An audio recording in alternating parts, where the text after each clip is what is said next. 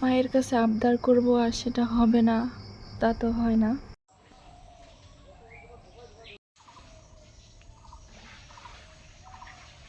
আসসালামু আলাইকুম, কেমন আছেন সবাই? আশা করি সবাই অনেক ভালো আছেন, সুস্থ আছেন। তো বিকেলবেলা বসে আছি, রোদ টোদ তেমন আজকে নাই, মানে আবহাওয়াটা একদমই ঠান্ডা। তো যে যেখান থেকে আমার এই ভিডিওটা দেখতেছেন, আশা করি আপনারা যেগুলো প্রশ্ন করছেন আমার বাবাকে নিয়ে, সব প্রশ্নের উত্তর আমি দিয়ে দিছি, মানে দিয়ে দেব এই ভিডিওতেই, যে আমার বাবা আসলে কি হয়েছিল, এখন কেমন আছে, কি সমস্যা, আরও অন্য অন্য প্রশ্ন যেগুলো করছেন সব উত্তর দেওয়ার চেষ্টা করব। তো দেখতেই থাকেন।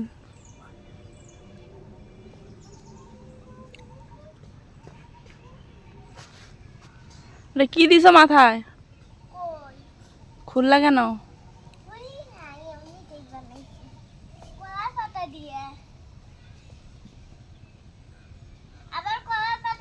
আমার মেয়েটা দেখতে দেখতে বড় হয়ে গেছে, বোঝাই যাচ্ছে না যে ওর বয়স হলো 6 বছর, মানে 5 বছর 6 বছর পুরো হয়নি এখনো।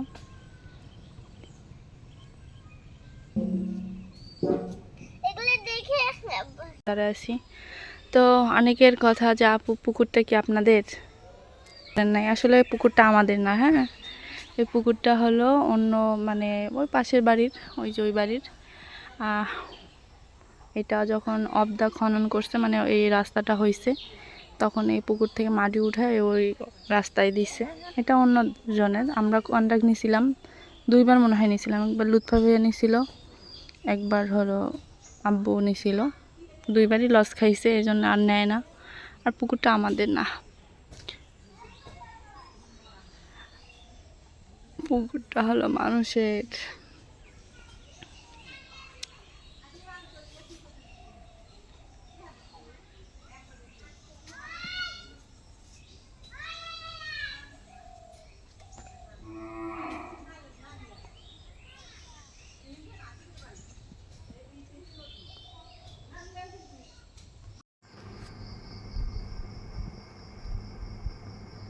মায়ের কাছে আবদার করব আর সেটা হবে না, তা তো হয় না। প্রায় রাত্রেবেলা চলে আসলাম, কি অবস্থা। তো একটা জিনিস শেয়ার করার জন্য চলে আসলাম। আমি যে শুধু দুঃখ, মানে ভালো জিনিসই শেয়ার করি তা না, খারাপ মানে দুঃখ কষ্ট সব কিছুই শেয়ার করি। তো যাই হোক, শখের সন্তান হলে যা হয়, শখের সন্তানটা হলো এটা। যে আবার বলবেন যে আপু শখের সন্তান আবার কাকে বলে?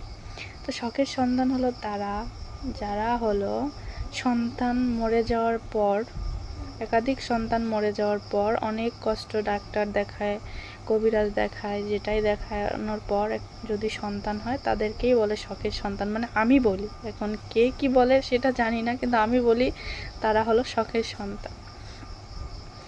তো আমি প্রায় 1 মাস থেকে, মানে আমাদের যখন ধানের মানে সিজনটা গেছে তখন থেকে আম্মুকে বলতেছিলাম যে আম্মু আমি পিঠা খাবো পিঠা খাবো।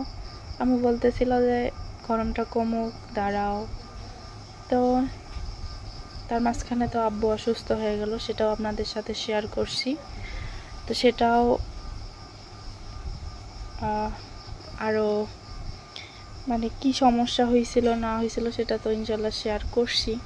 তো জানতে চাইছিলেন আব্বুর বিষয়ে যে এখন কি অবস্থা, সেটাও সেটাও বলে আসছি।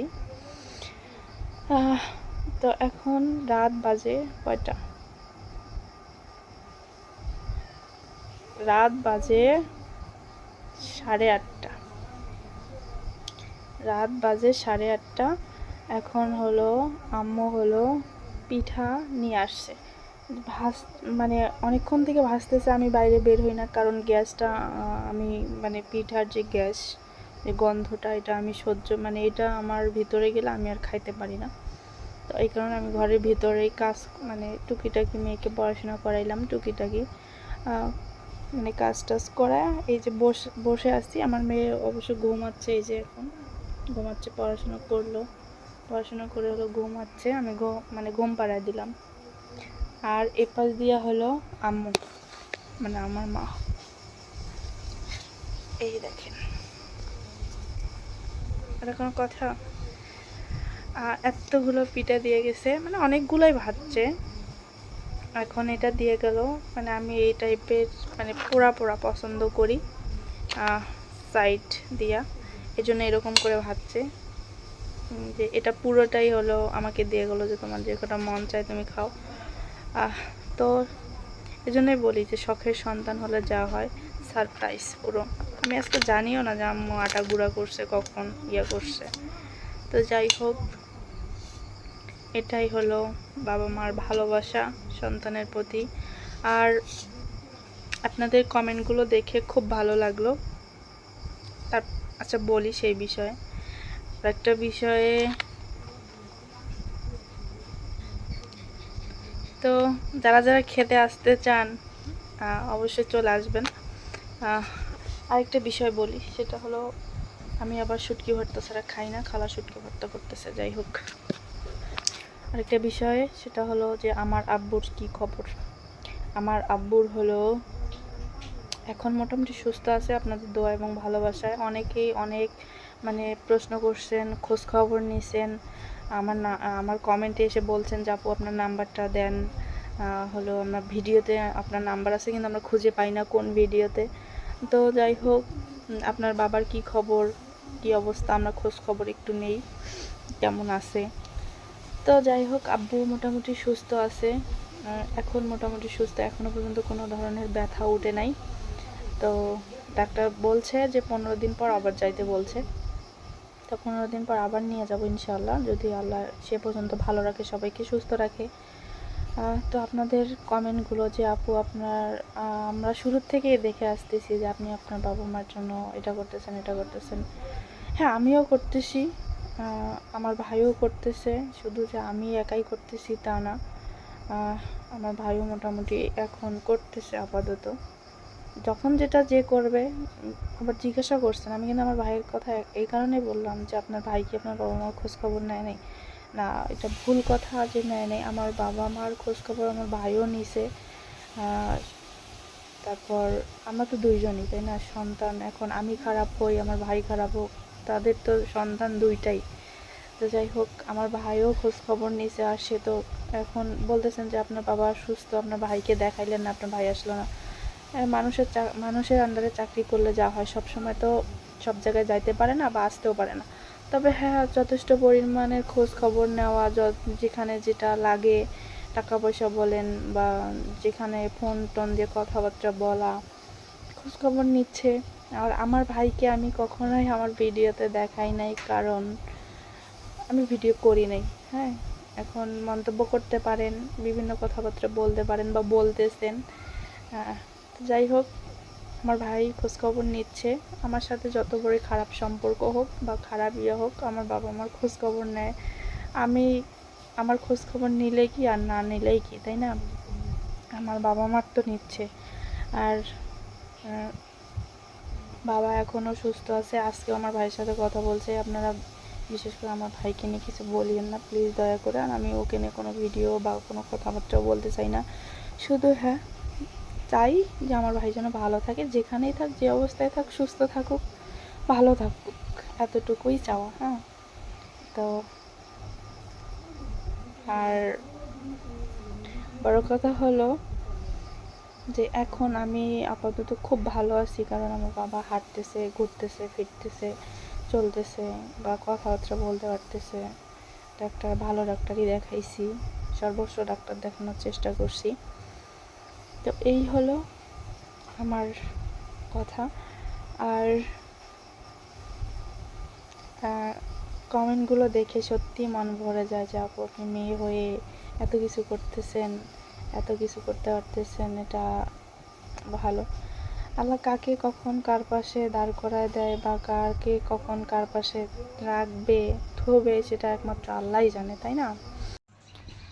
তো এই ছিল আমার বাড়ির যেগুলো আপনারা প্রশ্ন করছেন আমার ভাইকে নিয়ে, আমার বাবাকে নিয়ে। তো প্রশ্নগুলো উত্তর পেয়ে গেছেন। আর আপনাদের অসংখ্য ধন্যবাদ যে আমার কণ্ঠটা, বিশেষ করে আপুগুলো ফোন দিয়ে যে কথাগুলো বলে যে আপু আপনার কণ্ঠটা এত ভালো লাগে, সেটা হলো বলে বুঝাইতে পারবো না। আর আমি যদি রেকর্ড করে ভিডিওতে ছাড়তে পারতাম তাহলে হয়তো বুঝতে পারতেন যে আসলে আমার আমাকে কতটা কণ্ঠকে পছন্দ করে। এই জন্যই হলো একটু ভালোভাবে কথা বলার চেষ্টা করি, শুদ্ধভাবে কথা বলার চেষ্টা করি। এতেও আবার কিছু কিছু মানুষের জলে, ঠিক আছে, তো জলে কোনো লাভ নেই। আমার আমার যেভাবে সুবিধা হবে কথা বলে, আমার যেভাবে ভালো লাগবে মানুষের সামনে ভিডিও নিয়ে যায়, আমি সেভাবেই তো করব। তো যে যেখান থেকে আমার এই ভিডিওটা দেখলেন বা শুনলেন, আশা এই বিষয়। আর যাদের যেরকম প্রশ্ন থাকে আপনারা হলো প্রশ্ন করতে পারেন।